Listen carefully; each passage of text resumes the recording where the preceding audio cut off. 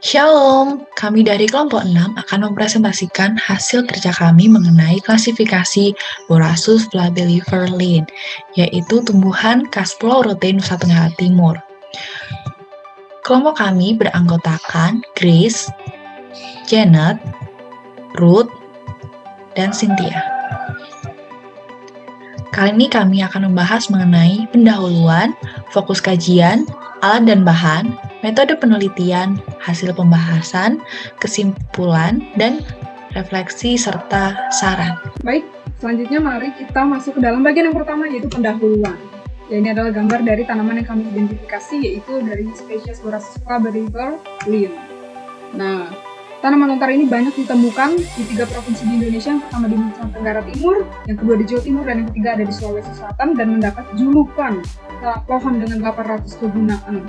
Dan ada 2 spesies lontar yang ada di Indonesia, yaitu dari spesies Borassus sundaicus dan dari spesies Borassus flabellifer. Nah, fakta menarik, jadi masyarakat Pulau Rote ini menyebut nama Tuhan itu atau mengenal istilah nama Tuhan itu dengan istilah Tuhan dengan sebutan lama tua, yang berarti di atas pohon tua kata lontar. Hal ini dilatar belakangi dulu mereka percaya terhadap pohon lontar yang adalah Allah. Namun ketika misionaris asal Portugis datang untuk menyebarkan agama Kristen dan Katolik, mereka beralih kepercayaan menjadi percaya dengan Allah yang benar. Nah, kemudian menurut hasil penelitian dari Citra Supomo dan Pujo Arianto, lontar yang banyak ditemukan di Indonesia ini berasal dari spesies Borassus flabellifer.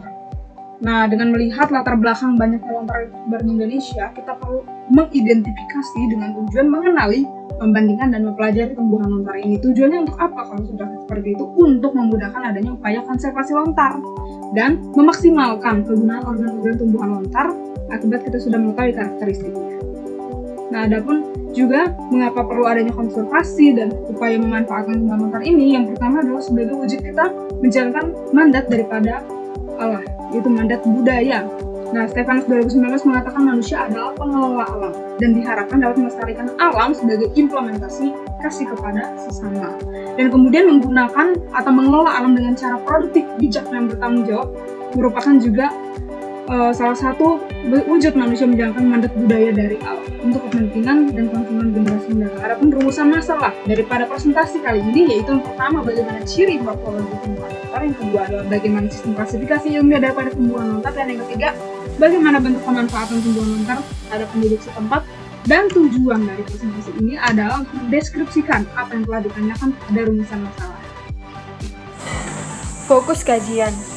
Lontar atau yang sering disebut oleh masyarakat Rote dengan tuak, yaitu tanaman dari genus Borassus, memiliki 6 macam spesies tersebar di daerah tropis, yakni yang pertama adalah Borassus atypium yang tersebar di daerah Afrika tropis, yang kedua Borassus akeasi yang tersebar di daerah Afrika Barat, yang ketiga Borassus flabellifer di bagian Asia Tenggara dan Asia Selatan, yang keempat Borassus haineansu di daerah Papua Madagaskariensis di bagian Madagaskar, yang kelima Borassus madagascariensis yang juga di bagian Madagaskar, yang keenam Borassus sambiranensis yang tersebar di bagian Madagaskar. Ciri morfologi daripada pohon lontar meliputi daun, batang, akar, buah, dan bunga.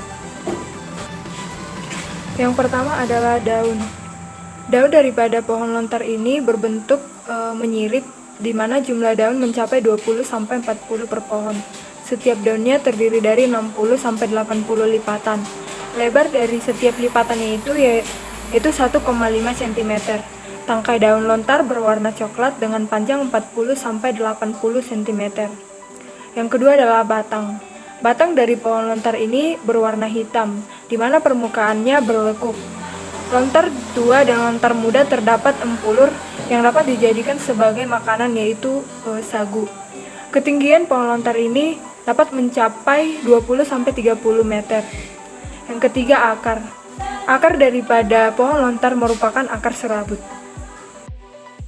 Yang keempat adalah buah, di mana buah lontar ini berbentuk bulat, berwarna hijau saat muda dan ungu kehitaman saat sudah tua. Setiap buah lontar terdapat 2-3 biji. Yang kelima adalah bunga. Bunga daripada pohon lontar ini akan muncul di usia 12 tahun dan terus menghasilkan bunga sampai di 20 tahun.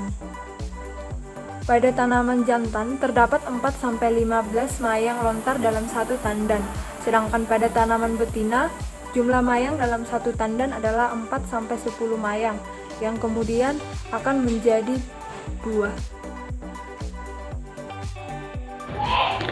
Alat dan bahan yang digunakan dalam proses penelitian. Alat yang pertama ada kamera untuk mendokumentasikan berbagai data yang diambil. Yang kedua ada penggaris untuk mengukur panjang dan lebar. Yang ketiga ada tali untuk mengukur diameter dari batang dan juga buah yang tidak bisa diukur menggunakan penggaris. Yang keempat ada buku, dan kelima ada koin untuk menulis hasil dan data pengamatan, dan bahan alat terakhir adalah pisau.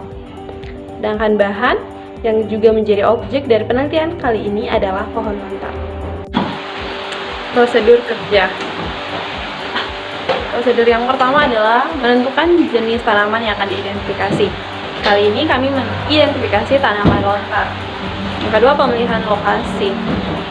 Lokasi pengamatan dilakukan di Pulau Rote, tepatnya di Kelurahan Mogdale. Yang ketiga, menyiapkan alat dan bahan. Yang keempat, melengkapi data melalui pengukuran dan pengamatan. Dan yang terakhir adalah kajian literatur untuk melengkapi data. Metode penelitian yang digunakan dalam penelitian kali ini terdiri dari dua metode. Di antaranya, yang pertama adalah observasi. Observasi yaitu pengumpulan data yang dilakukan dengan pengamatan dan pengukuran secara langsung untuk mendapatkan data yang valid. Dan metode yang kedua adalah metode studi kepustakaan.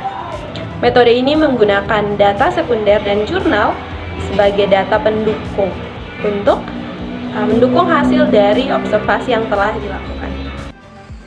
Hasil dan pembahasan. Berikut hasil dan pembahasan berdasarkan penelitian kami.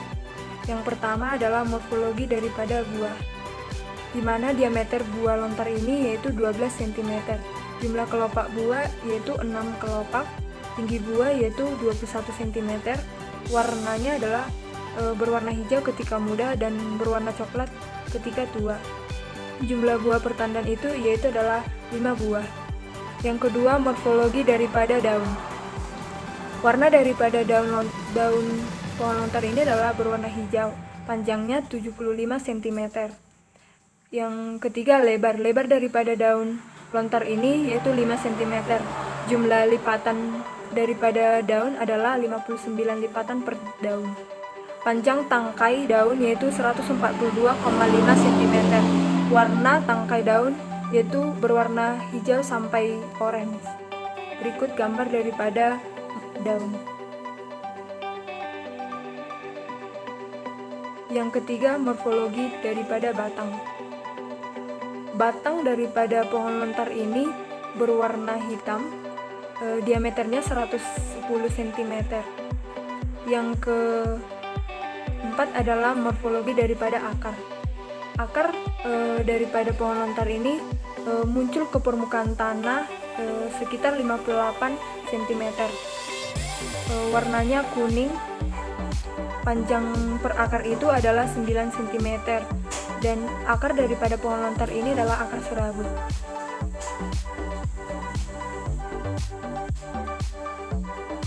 Yang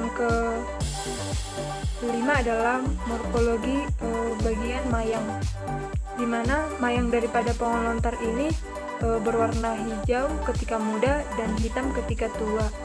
Panjang daripada mayang lontar yaitu sekitar 46-3 cm. Diameternya 3 cm.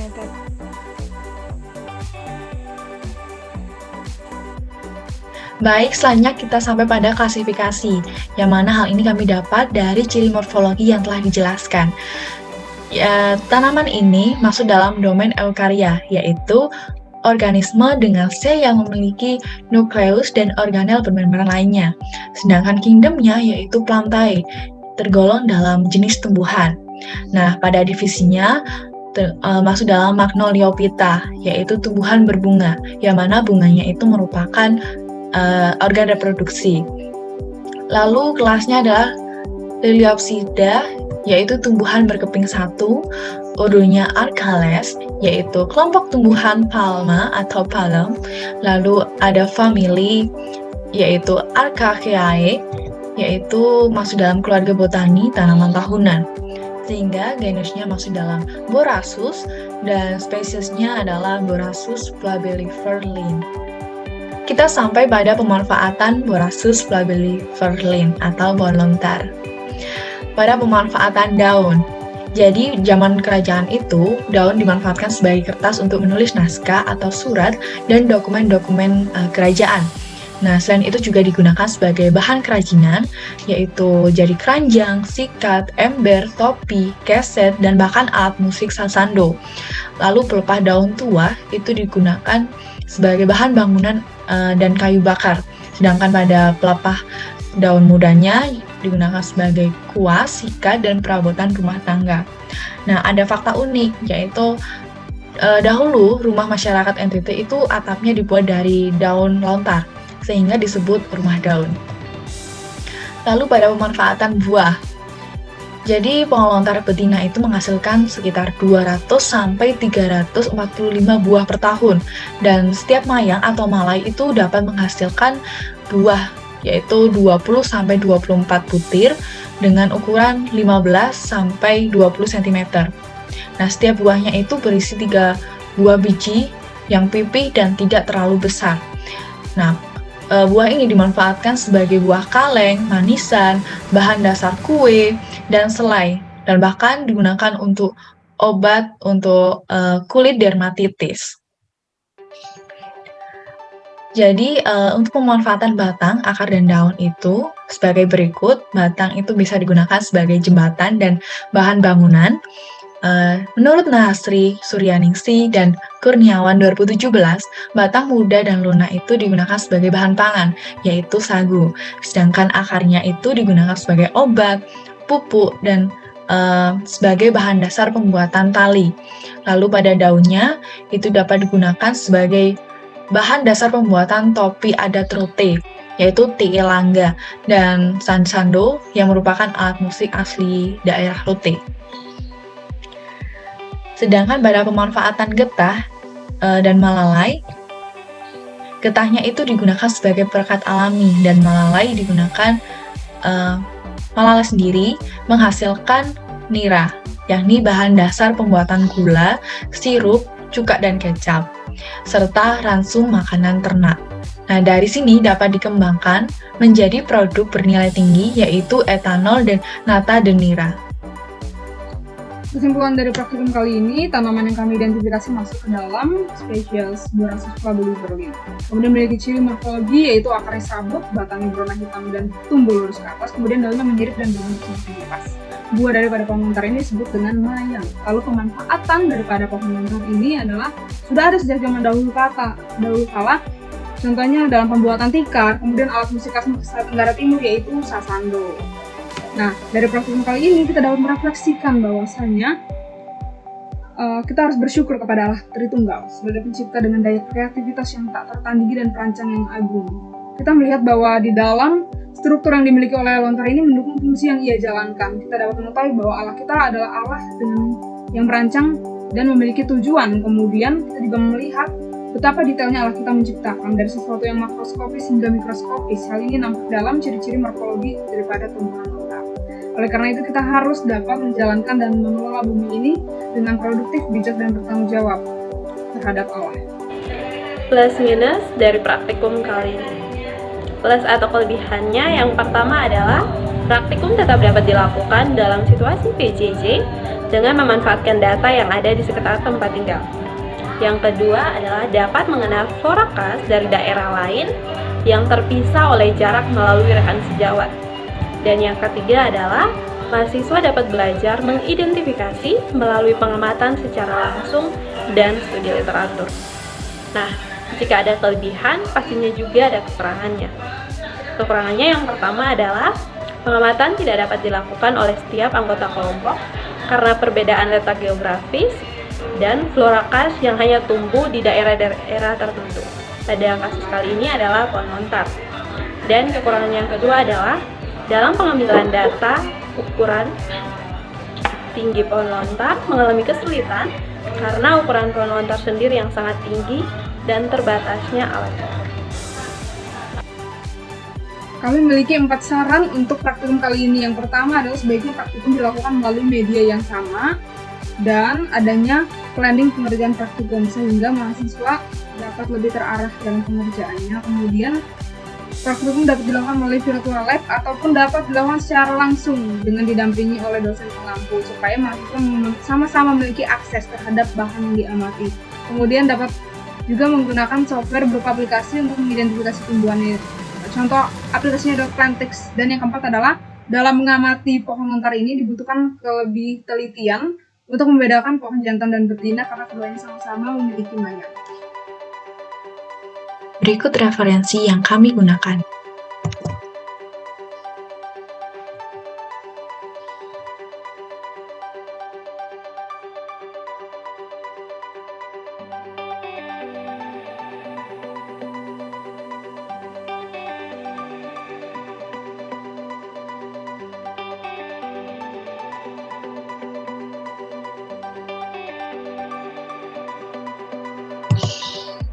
Terima kasih, Tuhan Yesus memberkati.